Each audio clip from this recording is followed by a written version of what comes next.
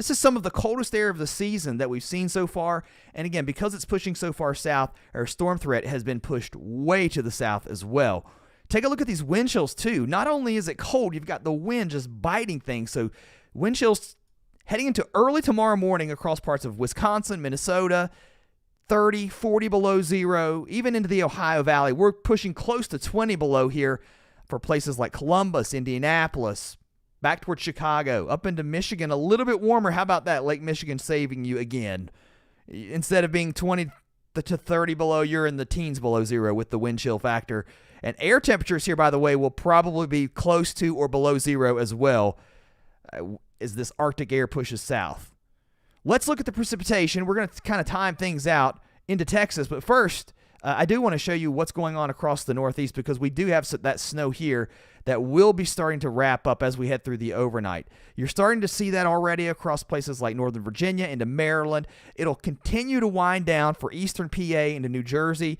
And then it will still snow, though, overnight into Connecticut, Massachusetts, Boston. You're going to get more snow. And then it's going to start to wrap up as we head into the early morning hours. And then by sunrise, that snow moving out to sea. So down East Maine, still dealing with some snow early in the morning. And then high pressure builds in, and then we start to calm down. The sky's clear. And this wind, I'm telling you guys, this westerly component is going to put a ton of lake effect snow down. A slew of lake effect snow warnings downwind of Lake Erie in Ontario, which will produce the most snow. But we'll still get some snow off of Superior, Huron, and Michigan as well over the next couple of days. And some of that will also be felt here into southern Ontario off of Lake Huron. Now, across the Gulf Coast states, this is where our attention turns next as our area of low pressure develops and we start to see some moisture move inland. Now, some of the shorter range models are starting to come into view here, so to speak. You can start to kind of look at what the precipitation might look like. And this is the HRRR, which does a really good job, especially as we get closer, of the precipitation type. I think we're going to be dealing with some freezing rain across Texas.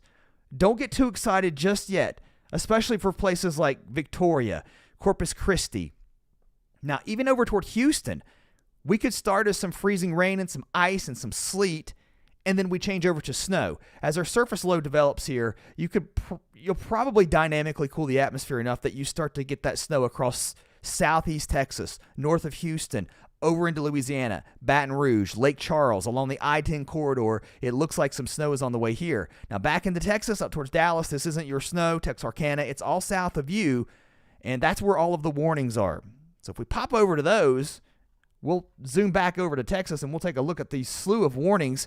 Winter storm warnings now, again, all the way down to Corpus Christi. I mean, almost to Brownsville.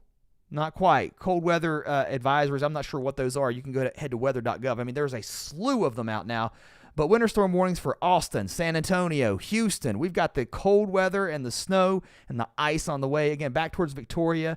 I think the problem would be some freezing rain. You've got to remember, some cold, dense air at the surface is going to be feeding in, and you've got moisture in the upper levels overrunning that. So the problem will be maybe a little bit of ice, and that could cause some big travel issues.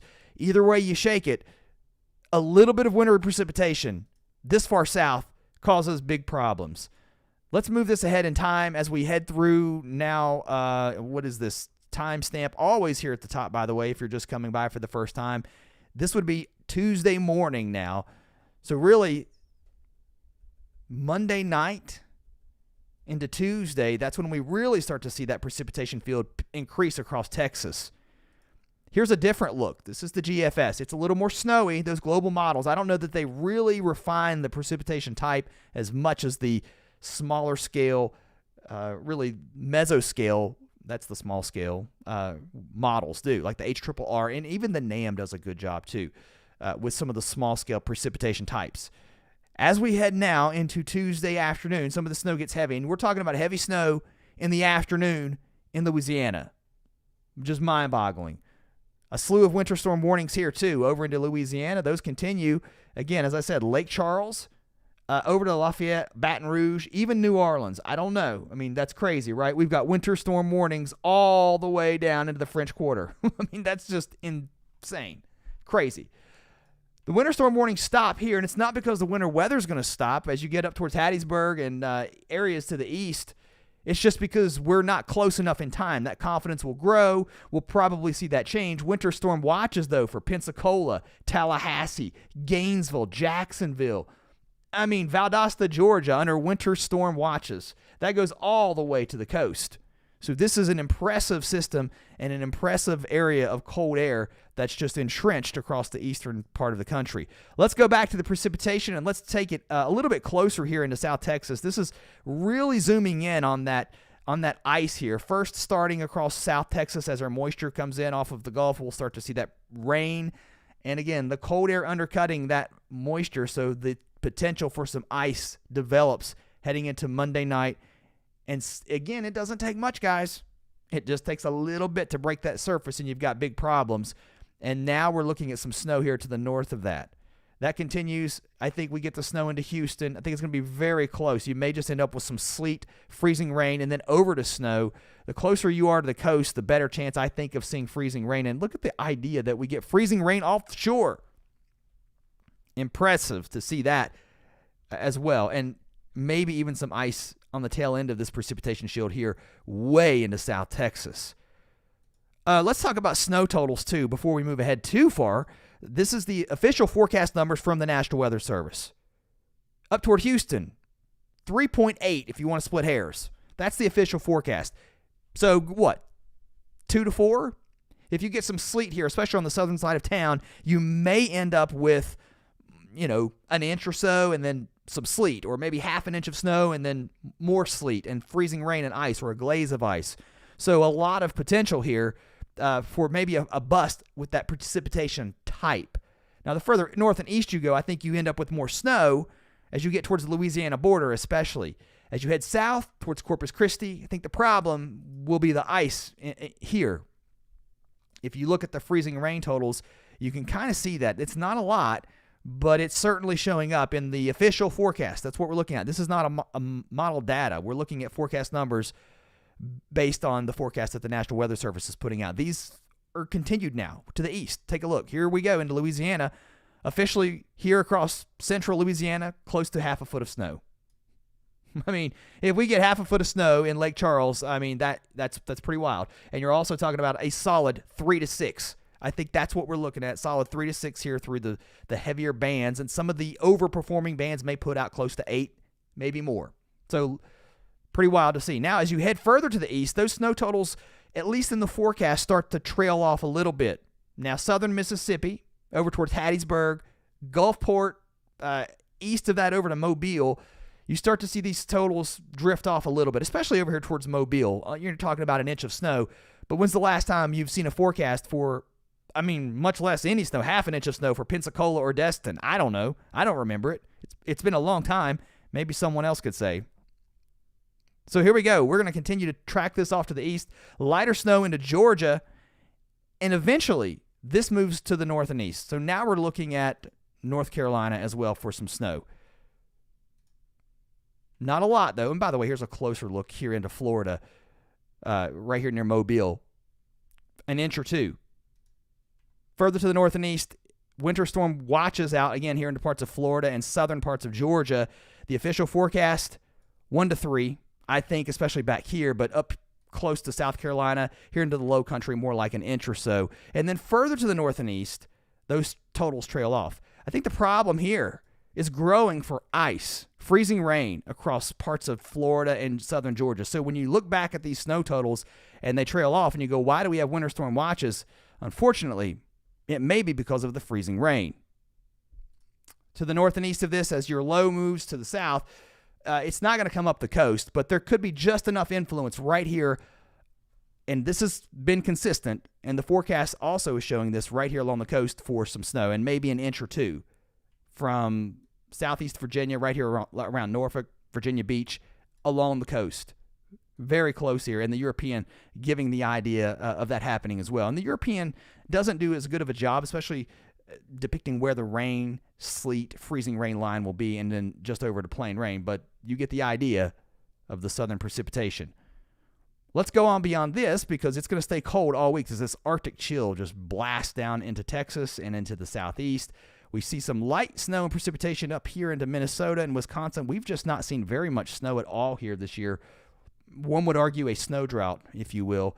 Another cold blast of air moving in by the middle to the end of the week. So it's going to stay cold here from the Midwest down to the Mid-South into Tennessee and Kentucky with more intruding cold air. These are temperatures heading into Tuesday. These are below zero temperatures up here. In fact, these are air temperatures close to 20 to 30 below across Minnesota. I mean, brutal. We modify some as we head toward the end of the week, and maybe we get rid of the cold finally across the South and some melting happens. But I want you to notice something, especially here across parts of Louisiana. I mean, if you get snowpack on the ground, was it Wednesday? Yeah, it would be Wednesday morning. If high pressure can build in, there's a 6-degree temperature trying to be modeled out here near either Lake Charles or Lafayette, Louisiana. I mean, wild to see that. I think that's extreme, but you get the idea of the intensity of the cold. And eventually, again, we do start to warm up by the weekend in these areas. We're back to 60s and 70s here across Texas. Further to the east, much colder air moving in behind our system that's bringing the snow here to the Mid-Atlantic and the Northeast. Temperatures in the single digits to near zero on Monday. In fact, many of these areas, especially the further east you go, you may not even warm up. Steady or falling temperatures. And then heading into Tuesday, not really much of a warm-up. Your highs will top out somewhere near here. So teens and single digits across the Northeast, single digits to below zero back up here around the Great Lakes, especially west of the lakes where that air is much colder. It doesn't get modified by the water. And then as we head into Tuesday morning, high pressure settles in across Pennsylvania, Ohio, into the Northeast. This, I believe, Wednesday morning, some of these, especially the deeper sheltered valleys into Pennsylvania, New York, down into West Virginia, we could see numbers dropping into the teens below zero. I don't know that we don't hit 20 below or colder, especially up here in these high elevation mountain valleys of West Virginia. Very cold weather on the way, but across the west, some of that cold also trying to push into the Great Basin. Not a lot of moisture, but it's going to turn much colder here too with below normal temperatures. And unfortunately, with this cold high here, you start to develop those offshore winds. And now you worry about the fire danger again across Southern California as our weather pattern shifts and we start to get a little bit windier. Now, as far as precipitation goes this week, look at this. Hardly any. Maybe a little bit of rain and snow shower activity across the Pacific Northwest as we head into the weekend. And one could hope that this trough would dig a little bit further to the south. And one would hope that we get some rain here into Southern California. This is an upper low, and the GFS and all the global models do a terrible job of handling the positioning of these. This is Saturday. It's not that far off, but I've seen these global models do crazy things this far out. All right, that's all I got for now, guys. It's a quick update. This will be available for replay if you just jumped over. If you're brand new, maybe the algorithm likes you here on YouTube. It means you might like this channel, so I hope you'll subscribe and come back. That's all I got. Have a great night. I'll see you tomorrow.